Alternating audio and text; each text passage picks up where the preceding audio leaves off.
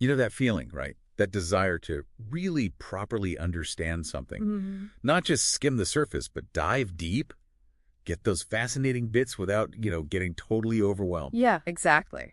Well, that's what we do here. We take complex sources. Today, It's Cesar Hidalgo's Why Information Grows, which is really fascinating stuff. it really is. And we pull out the core ideas, the surprises, basically give you that shortcut to being genuinely informed. And today, that shortcut leads us to something fundamental. What actually is information?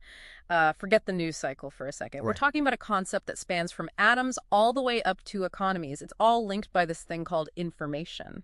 So what's the mission then? What are we trying to figure out?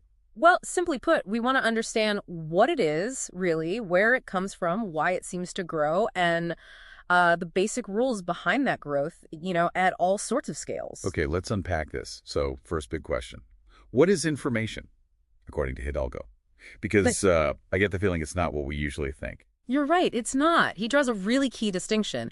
Fundamentally, information here means physical order, a specific arrangement. Physical order, not meaning. Not necessarily meaning, no. Think about Lego bricks.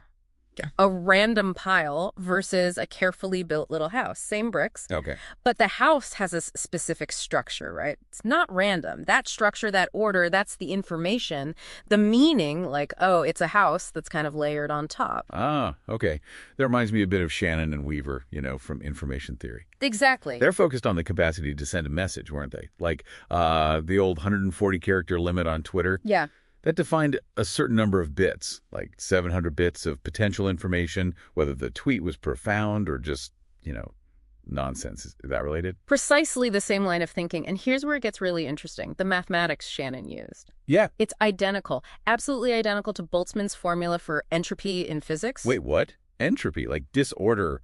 The very same formula. Apparently, von Neumann even told Shannon, half-jokingly, you should call it entropy. No one knows what entropy really is, so in a debate, you will always have the advantage. Wow. Okay, that's kind of mind-blowing. Yeah. Because we usually think of information and entropy as total opposites, right? We do. Information is my neatly organized files. Entropy is, well, the chaos after a system crash. So how can the math be the same? Well, it comes down to counting possibilities. How many ways can something be arranged? Boltzmann defined entropy as the multiplicity of equivalent states. Multiplicity. Okay, break that down. Imagine a stadium, right, and it's exactly half full. Okay. Now think of all the different ways those people could be sitting to still make the stadium look half full from far away. Scattered all over, bunched in sections, tons of possibilities. Right, countless specific seating charts. Exactly. Each specific chart is a microstate. All the charts that look half full overall belong to the same macrostate. High entropy just means there are lots of different microstates that look the same at the macro level. Okay, I think I get it. So like a totally scrambled hard drive. There are billions of ways the bits could be arranged that all just look like random noise. High entropy. Precisely. But my organized drive with specific documents, there are far, far fewer ways the bits could be arranged and still be those exact documents. Lower entropy. You've nailed it. So entropy isn't strictly disorder, but disordered-looking states usually have a vastly higher multiplicity, many more ways to exist. So Shannon was focused on sending one specific microstate, one particular tweet, one seating arrangement. Right. And Boltzmann was looking at the number of microstates corresponding to a macrostate. Manfred Eigen put it nicely. Entropy refers to an average of physical states, information to a particular physical state. So information as this physical order is about those uncommon states, the ones that are hard to arrive at just by chance. Exactly. Back to the stadium, a random scattering is high entropy, easy to get. But if everyone suddenly arranged themselves to spell out hello... That's a very specific, very unlikely arrangement. Low entropy, high information. You got it. Or think of a Rubik's Cube. Trillions of scrambled states, only one solved state. The path to that solved state is rare. Okay. And these information-rich states, Hidalgo points out, have correlations. Parts relate to other parts in specific non-random ways, both nearby and far apart. Like DNA. Even if we don't know what a gene does, we can see its sequence isn't random, right? Absolutely. Compare it to a random string of ACGTs. The real DNA sequence has patterns, repetitions, conserved regions, non-random correlations. That structure is information, whether we've decoded the meaning or not. That quote, the meaningful rides on the meaningless, that really lands now. The meaning depends on that underlying physical structure. Precisely. The order comes first. Okay, so information is this specific, uncommon, correlated physical order. Got it. But Where does it come from? That feels like the next big piece. it is, and it bumps right up against that fundamental observation about time. Yeah, things tend to break down, right? Order goes to disorder. Lions eat gazelles, cars crash, ink spreads in water. That's Boltzmann's second law of thermodynamics in action.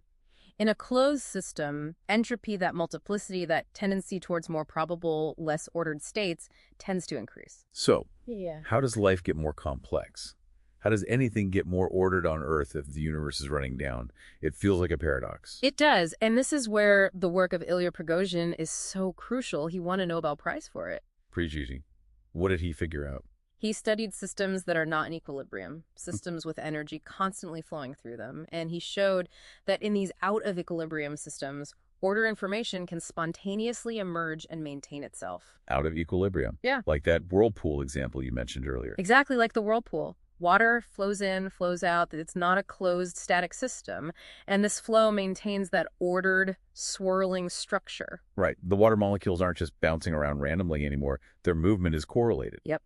That whirlpool is a dynamic, steady state. It requires constant energy flow. We see these everywhere, smoke curling from a chimney, patterns in boiling water, a flame, even the image on this screen. And Earth itself, it's bathed in sunlight, has heat from its core. It's a massive out-of-equilibrium pocket, isn't it? That's the idea. This constant energy flux allows pockets of order, like life, to form and persist. Seemingly defying the second law, though, overall, the entropy of the Earth plus its surroundings is increasing. Okay, so Prigozhin shows how order can emerge in these dynamic, flowing systems. But whirlpools vanish when the water stops, smoke dissipates. How does information become lasting? How does it stick around? Great question. That brings in the importance of solids. The solids? Think about freezing that whirlpool instantly. The Right. ordered structure, the information, it's now locked in place, right? Preserved in the ice. The frozen whirlpool. I remember reading that. Exactly. And this connects to Erwin Schrödinger's ideas in his book, What is Life? He pointed out that solids, specifically what he called aperiodic crystals, are key for storing information long-term in biology. Periodic crystals, like DNA and proteins. Precisely. Unlike a regular crystal with a simple repeating pattern, DNA has a non-repeating sequence along its backbone.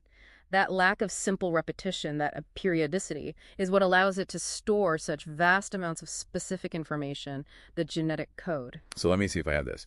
Prigozhin explains how information arises from energy flow in non-equilibrium systems. Yeah, the dynamic part. And Schrödinger, with the solids and the periodic crystals, explains how information can be preserved, Yeah. how it can become stable and lasting. You've got it. It's this combination of dynamic creation and stable storage. Think about a city, constant flows of energy, people, goods, but also buildings, roads, infrastructure that persists, or a living cell. Wow. Okay. But Hidalgo mentions a third trick, right? Something about computation. Yes. The third key element for information growth is that matter itself has an inherent ability to compute, to process information. Compute? How so? Like a tree. Does it compute when to shed leaves based on sunlight and temperature? That's a perfect example. It's taking environmental inputs, processing them according to its internal program, its biology, and producing an output, like shedding leaves or growing roots. That's computation in a fundamental sense. Hidalgo calls it know-how. Know-how stored in the tree's structure and chemistry. Okay. And crucially, this ability isn't limited to life. Even simple chemical reaction systems, if you keep feeding them inputs, can exhibit computational behavior. Really? Like what? Well, imagine a system with chemicals flowing in. Depending on the rate of that flow, the system might settle into one stable state. Or, if you increase the flow, it might suddenly have multiple possible stable states it could end up in. So it has to sort of choose. Kind of. It breaks the symmetry. Which state it ends up in depends on tiny fluctuations or its history. This branching, the sensitivity to conditions, is like a primitive form of computation. Hidalgo links it to concepts like a chemical transistor, early metabolism. Stuart Kauffman explored similar ideas too. So computation isn't just something computers do. It's a fundamental property of matter reacting to conditions, even before life. That's the argument. Computation enables matter to create more complex structures by responding dynamically to information. This really reframes things. Okay, so we have information arising from non-equilibrium, being stored in solids, and matter computing. Does this help explain why time only goes one way? That irreversibility puzzle.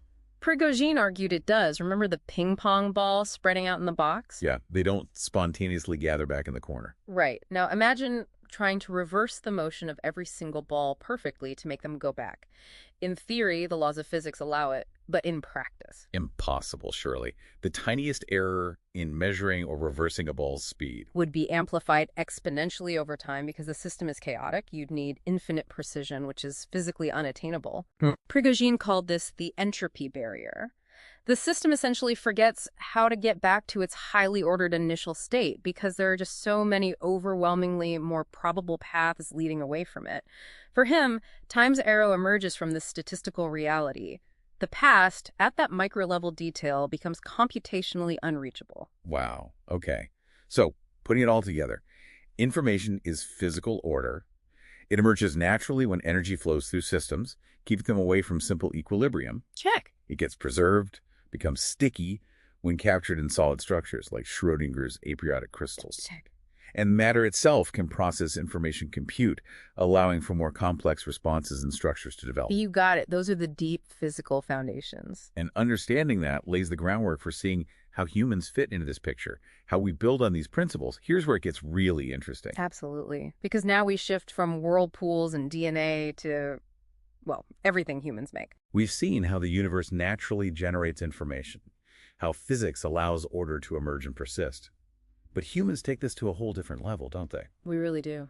Hidalgo argues that human knowledge and know-how are the drivers for creating new kinds of information, which then gets embodied, made physical, in the things we create. So products, technology, everything from, I don't know, a simple clay pot to a smartphone. Exactly. Think about the amount of specific, correlated order the information packed into a smartphone compared to a lump of raw materials. It represents an enormous accumulation of human knowledge, design, and skill made tangible. It's not just frozen information like DNA, it's actively designed and constructed information based on our understanding. Precisely. These products become vehicles for expressing and utilizing our collective knowledge. They are the physical manifestation of human-generated information, going way beyond what biological evolution or simple physical processes alone can produce. So we've gone from the physics of atoms and energy flow all the way to human ingenuity in the things we build. It's quite a journey, showing how these fundamental principles scale up. The same basic rules about energy, stability, and computation are at play, but human intelligence and social cooperation amplify them massively. We leverage those natural mechanisms. We absolutely do. We create highly non-equilibrium conditions in factories, use stable materials to store incredibly complex designs, and build computational devices that process information at unbelievable speeds. So what does this all mean? We've taken this deep dive, starting with the very definition of information as physical order, seen how it pops up naturally in places with energy flow, how it gets locked into solids, and how matter itself can compute. It feels like we have a much clearer picture of how complexity isn't just magic, but rooted in physics. Exactly. Yeah. It provides a framework for understanding why complexity can grow, setting the stage for then asking how human societies specifically accelerate that growth through knowledge, collaboration, and technology. It really makes you think differently about the world around us. It does. And maybe here's a final thought to chew on, building on this. Think about that stickiness of information we talked about, how it gets embedded in objects. Okay. Consider how profoundly that ability to encode our knowledge and skills into durable things like tools, books, buildings, software has shaped absolutely everything about human history and society. Our progress relies on standing on the shoulders of information embedded in things made by those before us. Right. We don't have to reinvent the wheel every generation because the wheelness is stored in actual wheels and blueprints and knowledge passed down. Precisely.